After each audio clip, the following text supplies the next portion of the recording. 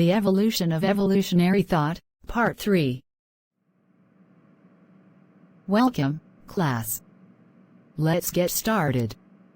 Today we will be continuing our study of evolutionary thought by talking about fossils.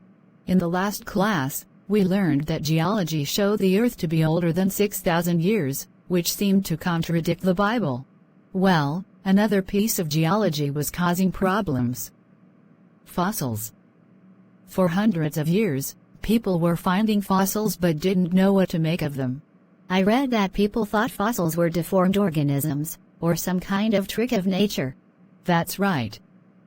But then, in the 1600s, Robert Hooke looked at fossils under the microscope. He realized that fossils were organisms that had lived before. People soon realized that many fossils are animals that no longer exist. For example, there were fossilized dinosaurs, elephants, and saber-toothed tigers in Europe, but these organisms are no longer found there. How did they explain this? If all life was created by God at the same time, then why weren't some organisms still around?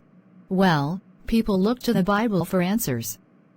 They decided that fossilized animals were killed in the Great Flood in the Bible's book of Genesis, because they didn't make it onto Noah's Ark. Then, in 1813, George Cuvier came up with the idea of extinction to explain these fossils of animals that no longer existed. But what caused the extinction? Well, Cuvier used the idea of catastrophism to explain extinction.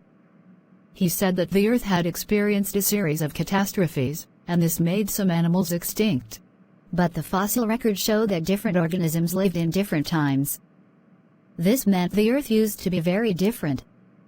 The fossils also showed that organisms became more complex over time.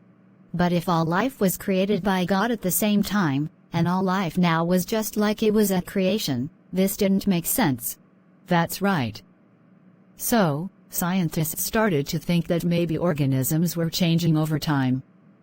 Erasmus Darwin, who was Charles Darwin's grandfather, created one of the first theories of evolution. I read that he said all life came from an original filament, which was God. He also said that the slow change of one species to another species resulted in all the various forms of life on Earth. That's right. And his grandson, Charles Darwin, used some of his ideas over 50 years later in the famous theory of natural selection. Let me see if I understand all this. People used to think that all organisms were created at the same time, and stayed exactly the same over time. But fossils showed that some organisms didn't exist anymore. So, George Cuvier came up with the idea of extinction to explain this. Eventually, scientists thought maybe organisms were changing over time. Then, Erasmus Darwin suggested one of the first theories of evolution. Is that right? Yes. Great summary. In the next class, we will continue our study of evolutionary thought by exploring people's ideas about adaptation to the environment. Class is dismissed. Goodbye.